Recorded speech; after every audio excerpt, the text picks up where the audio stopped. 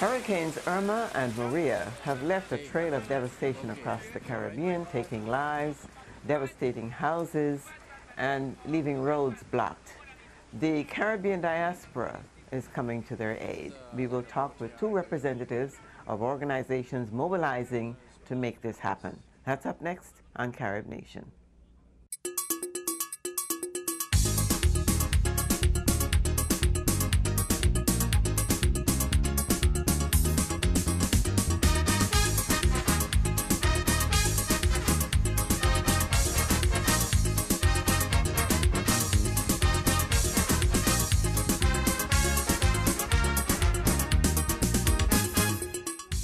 Hello, welcome to Carib Nation. I'm Darius Dean. As we've all heard in the news over the past week or so, the Caribbean has been devastated by Hurricanes Irma and Maria. Many lives have been lost. Some people are still missing. People have lost their homes. Hospitals have been left without power. And here in the Washington metropolitan area, many organizations are coming together to offer help and to send funds, supplies, etc. We are talking today with members of two organizations who have mobilized to help in the Caribbean. First on my right, Mr. Charles Sharp, who is the CEO of the Black Emergency Managers Association International. And we have Ms. Monique Bishop, who's a representative of the Caribbean Disaster Relief and Recovery Alliance based here in Washington. Welcome to Carib Nation. Okay. And thank you so much for coming in at this critical time to talk about the effort of disaster relief. As we know, the Caribbean is vulnerable. Every year we go through, some island is affected by something. And let me start with you, Monique. Your group has decided that this is something that needs to be looked at on a long-term basis. Something that I think is probably overdue, because every year we go around collecting funds and clothes, and we have these piecemeal efforts to relieve and help people in the Caribbean. And in many cases, there are people who don't know exactly what they're doing. There's a process. So let's go back to the beginning and talk about why and how you created this organization, and what are the tenets of it as you go along? What are the key issues you want to emphasize in creating this organization? Well, actually a group of Caribbean people from all Caribbean nations gathered the Friday after Hurricane Irma to talk about what they wanted to do to help at that time, the Caribbean nations that were affected, the U.S. Virgin Islands, the British Virgin Islands, Barbuda, St. Martin, Anguilla. Right after that meeting, a group of us got together and formed the board and the organization, Community Disaster Relief and Recovery Alliance. Mm-hmm. And our conversation during those meetings were, Rebuild Dominica was there. And they had been created before. Rebuild Dominica. Created before Rebuild Dominica was created before. And so we wanted to focus on the immediate relief that is needed now, but we also wanted to ensure that we have tenets that will help us to sustain for the long term as an organization, and in the long term to help the nations that are being affected to rebuild. Mm-hmm. Dominica, Barbuda, the Virgin Islands, all of these countries that were affected, it's going to take years. Mm-hmm. Years for the infrastructure to be rebuilt. Well, we have Grenada as an example. Mm-hmm. When Grenada was practically flattened in 1998, I think it mm-hmm. was, and look how long it has taken to bring Grenada back to the point where it's a vibrant tourist industry once again. And we have to understand that these islands depend on tourism. So Absolutely. When your island is destroyed, your economy is destroyed. Absolutely. And I read recently something that really stunned me, and that is that the OECD, their Development Assistance Committee, determined that most of these islands in the Caribbean because of their GDP, don't qualify for emergency assistance. And to me, that is really short-sighted, and that is something that we have to take control of. And I think these small messages, I believe, are sent to the Caribbean to tell us, take control. Absolutely. Do what you can for yourself and stop depending on anybody else, because rules change. And as the rules change, your destiny changes. Absolutely. Let me bring in Charles Sharp, the CEO of Black Emergency Managers Association. You are a great asset to CDRRA and to the Caribbean Disaster Emergency Management Agency in the Caribbean, that's CDEMA, based in Barbados. You have several years' experience. I want you to tell our audience where your experience came from and what it is that you've done and how you plan to use that to help CDRRA. Myself, I have 24 years experience as an emergency manager from the U.S. Air Force. I was an inspector general in the Air Force, so I inspected military bases. I helped set up plans in Honduras for bases there, in the Middle East, and here in the U.S. So we saw that need when I was retiring from the Air Force, that our communities are not being served. Because you saw the bases around the world. And I saw what was happening, Katrina. Then Haiti, the earthquake hit Haiti. Who was being affected? Communities of color, the underrepresented. You know, so I commend CDRRA on what they did. It is hard to set up, to get a group of people in a room and say, this is the direction we want to go in. BEMA has been here built since 2010, building our membership up, getting the education, looking at people, getting them in key positions within government here in the U.S. at the federal, state, county level, making sure they're qualified for these positions, getting that education, looking at not just us as a professional association, but knowing that we need to bring the community into our association. Why? This is an important issue. We're not separating ourselves like doctors and lawyers, nothing against them, but we want the community to be members of us. It takes time to develop. Some may not have heard of us, and that was a reason why. We do things within our community unofficially. We get things done. Our culture is so unique throughout the world, in the Caribbean, in the U.S. I've reached out to Ron Jackson, the executive director of CDEMA. Direct line. We establish relationships, and that's the key, and professionalism. So members of Dominica, I could say right now, our board has given me authority to do anything. Every 75,000 members of Dominica could be a member of BEMA. Why? We're going to make sure they get the education and training to take that step to rebuild their country, to say you are part of something big. We have members in all the critical infrastructure sectors, water, food, power, who work at nuclear power plants here in the U.S., education, colleges and universities. When you look at water, we look at not just one part of it, we look at the entire purification system. We look at the system, getting it from the well to the home, looking at waste management, human waste. You can't have the two mixing together. You know, these are the things I like to emphasize to the people.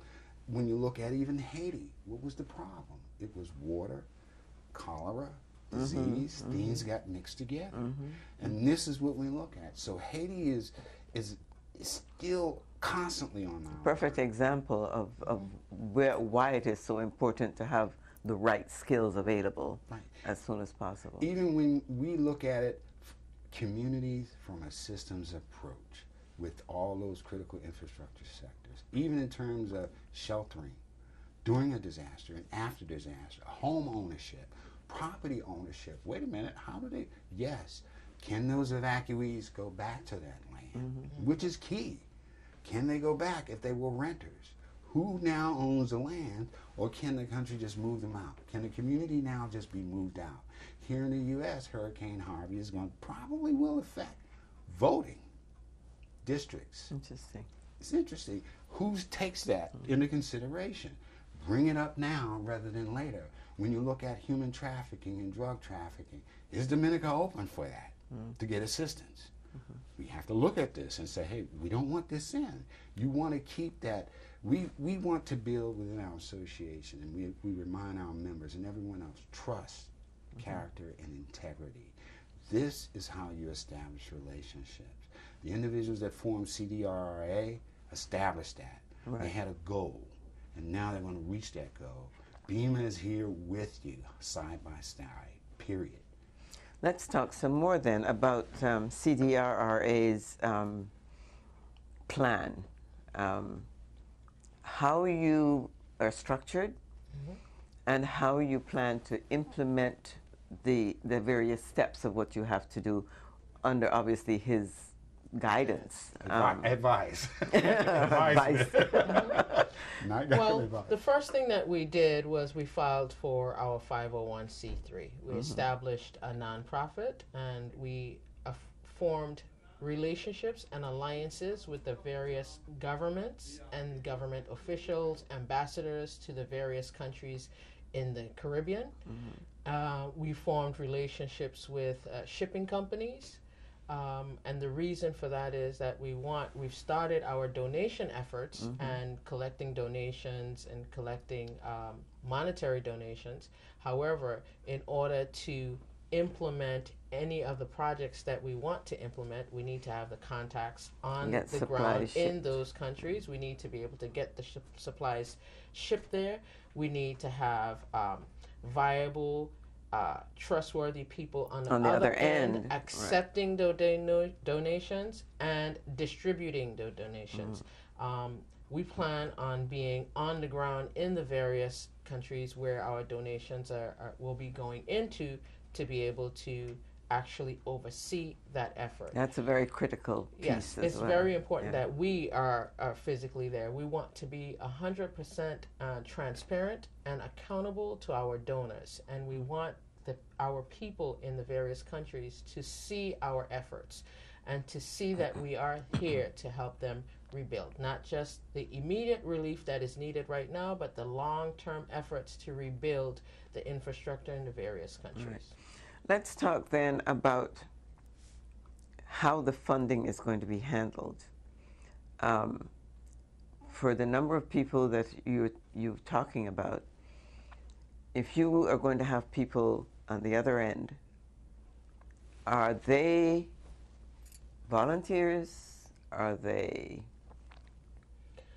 allies? Are they paid something? Are they given Well, 100% of our membership and our board are volunteering. We are not taking any money for the work that we're doing. And the reason for that is we want the majority of the funds and donations that come in to actively reach the people that we're trying to serve. 10% is what we've agreed that will go towards our administrative costs. such as? Administrative costs, our office, marketing, buying supplies that we need, paying Packaging, for travel, for packaging, paying for travel for our members to be on the ground in the various countries, those types of things. And as much as possible, we want to try not to have to, so that's where the 10% will go to. We are looking long-term efforts. For example, several of the hospitals have been demolished and not functioning. We're looking into purchasing what's called a clinic in a can. There are hospitals that are already in containers that can be shipped immediately to any of the islands and be able to operate immediately. Some of them are solar powered. Some of them come with generators built in. And they meet all the health standards to make sure that they're safe and clean, and that the services that will be provided can be immediate and really help people recover. Right now, after a disaster like this, we have to worry about diseases, cholera, as you mentioned, and other things like that. I know prior to these events in the Virgin Islands, we had a chikungunya breakout, which is similar to the Zika, I believe. I'm not 100% sure. I'm not a CDC Somewhere between expert. Zika and malaria. Yeah, but there was that breakout which affected people. And we have to now look at possibly Zika in these countries because of the mosquitoes, Standing water, and standing water, and all of those things. So making sure that we assist people on that effort with health information, with health professionals. We talked about mental health. A lot of people, this is a traumatic experience, and we will probably have people suffering with acute and maybe long-term PTSD, post-traumatic stress syndrome, and we need to be there to support people. Mr. Sharp, let's talk a little bit about your organization and how you're funded and how you manage those funds. As an advisor, I suppose, a consultant, how is that structured, and how do you play into helping organizations such as Most of our funding comes from key members, even though we do have membership dues, annual or lifetime membership dues. I go on the philosophy that our communities of color, are constantly in a state of emergency from sunup to sundown. Financial emergency for the basic needs, water and food. So that funding is coming from key members of the association and myself. I'm retired ex-military. I don't press that. I don't look for a salary. I look for giving something back that I was giving something back to the community. That's the key thing. Many members have said, why doesn't BEMA start a disaster relief organization? I'm like, why? There's so many of them out there. Why not combine with one as a member and say, we have an expertise? So what we look at is, within the association, you have access to every member of the association for any information you want. We have members in the private sector for long-term, those that can't afford it. I was just going to ask about that. Now, are you partnering with businesses that can help sponsor your events or your efforts? We look and make donations that way? We have private sector members who have their own consultancy practice that are doing business in Homeland Security Emergency Management. They provide assistance also. But the key is we want to get to the community. How do we help the community get their funding that they need? We will take all our efforts and say, CDRRA, this is what we can do, bring to the table. She is saying the exact words that I say. You know, in terms of what do community needs? Physical, psychological. What are the basic needs? Are they being fulfilled? I spoke to, HBCU officials who have Homeland Security Emergency Management programs, and the reason why I say our communities are constantly in a state of emergency from sunup to sundown. Where are we going to eat today? How are we going to pay this bill? Do we pay our electric bill or go shopping for food? You know, so there's some problem there, and we have to look at things psychologically. Kids are going to be affected. The trauma associated with trauma compounds itself. When the 2 hurricanes came, I said a double whammy. Yeah, it's a double whammy. That takes me then to organizations like FEMA, the Federal Emergency Management Agency here, dealing with the United States. In the United States, do you interact with them? Do you work alongside them? How does that interact? I can say we have members within FEMA at high levels, and I interact with them because I do not accept any funding from them because I can be critical. Let's say you don't bite the hand that feeds you. So within our association, when you talked about that funding, we don't accept any federal, state, county, or city funding. Why? I can be critical. You don't have to answer to them. I don't have to answer to them. I would point CDRRA in that direction, even with USAID and the State Department. But if something goes wrong, I can also be critical of both U.S. State Department, USAID, and CDR. So I as a see, member. right? Because so you have the ability to say to them, if this is your concern, this is where you go. It's a federal agency. I happen to know what can happen there, and this is where you can get the help. You can get the assistance, yes. And even in terms of, from a political standpoint, very touchy area, but who's on this committee within the U.S.? Who's handling this on the UN? We're a member of the United Nations Global Compact. That gives us the ability to be at the table. We're a member of the UN Water Mandate. That gives us the ability to be at that table. The U.S. Water Partnership, we're at that table. The international, the Global Water Partnership, we're there at that table. UN Food and Agriculture, we're at that table. So even when it comes to the islands, in terms of food production, Because how they much are food involved. are you FA. importing? Right. If it's over a certain amount, I think we have a problem. Because you're brewing. spending more than you actually have. You're importing more food, then what if Then that you have supply the gets ability cut to off? import. Like now, there's Yeah. a problem. Mm-hmm. Is it we need bottled water? A couple of years ago, Trinidad had a flooding during the Christmas season, and I had a member there. We need bottled water. I'm saying, no, you don't need bottled water. You need a water purification system. Right. Why? We've lost that ability to purify water. And I'd recommend it in emergency kits, personal, individual, family water purification kits. Bottled water for 24 hours until that water purification system kicks in for the individual, the family, or the community. I see. It could be pre-positioned, waiting. So if a disaster happens of this nature, water is there. Food, now we have to look at, have we stored anything? You know, so diet is important. You know, if you're importing food, similar to Africa, the African region, where you're getting a lot of diseases that are attributed here, diabetes, obesity, you know. All this imported food. All this imported and food. you have food that you grow there. And this is one of the things this is in the one Caribbean. of the biggest problems I can speak to in the U.S. Virgin Islands. I think probably, if not more, 90% of our food is probably imported. Yeah. So right now, the grocery stores that are probably might have food that might last maybe the next couple of weeks. There's no shipments coming in or anything like that. What happens to people? Yeah. I had a cousin post on Facebook yesterday that her father is so upset he can't eat any more of these MRIs. He said MRI, but he meant MRE. ready to eat meals.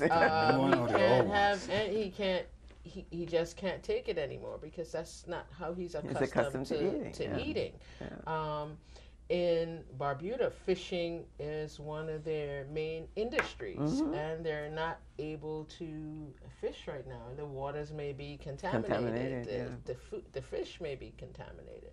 So that is a real big concern of ours, and is something that CIDRA wants to make sure that is a part of their tenants and something that we're looking at and working towards addressing. Yeah, I know that you have obviously contacts that you can reach to get, but I'm concerned about how in the turmoil of the moment, the crisis, how and knowing our communities in the Caribbean with the disarray that is likely to happen, how are you likely to streamline that so that you can make the wiser decisions and get the critical things dealt with immediately? And one other concern is people who need funds, people who need money to do the basics. Are you going to be able to handle that? Right. So what we're looking at first, the first thing is the assessment piece. And we are looking at assessments that's being conducted by official government agencies and that information that's coming back. We do have members of the organization that are with Homeland Security, that are with OICS or SEDIMA, other agencies within the Caribbean that are giving us information. We also have our friends and family who True. are there, and they're giving us what their needs are. So the immediate needs we're looking at are those things like food, water, medical supplies, and money. So what we're looking at, that's why it's critical for us to be collecting donations, monetary donations. The collaboration of inclusiveness for everybody is one way that we can really address and assess the needs of the people, and having those people that are affected communicate with us, telling us what they need is the first way that we address the assessment and the monetary piece. We're also getting information from government agencies. For example, FEMA is providing in the U.S. Virgin Islands $500 immediate direct deposits to people's account for money. Yeah, I was going to ask, how do they determine how much you give? Do you give everybody the same thing? So right now, I can speak to the USVI. FEMA is just giving everybody a $500 direct deposit so that they can purchase whatever they need immediately. And then as you go through the process with FEMA, they, you fill out your application, and then they assess your needs and start distributing funds that way. That process, based on my experience with Hugo and Marilyn, sometimes it take a month or more, depending on how urgent the need is. Right now, I know that what's happening, and the reason people are getting impatient is because they feel like nothing is happening, but people are trying to assess what the they really need is. It's difficult. So and there's so many to and address. there's so much need. So during the assessment period and trying to get the basic infrastructure things up, electricity maybe, or running water, or the hospitals, these basic things that we need to be able to then help you with other things, clearing the roadways so that they can get to people who are in remote areas and assess what their needs are, if they're okay, if they're alive, the elderly, vulnerable populations. So this initial assessment portion, it may seem chaotic on the outside, and for people who are directly impacted may feel like we're not getting any assistance.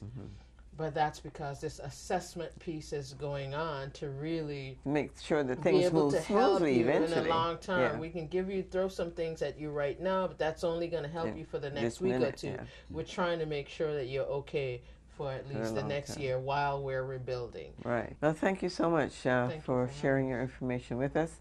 Best of luck to you with Sedera and the relief effort. And it's nice to know that you exist there to help the rest of the Caribbean. Thanks again for joining us. Thank you. Thank you. As you can see, the need is great.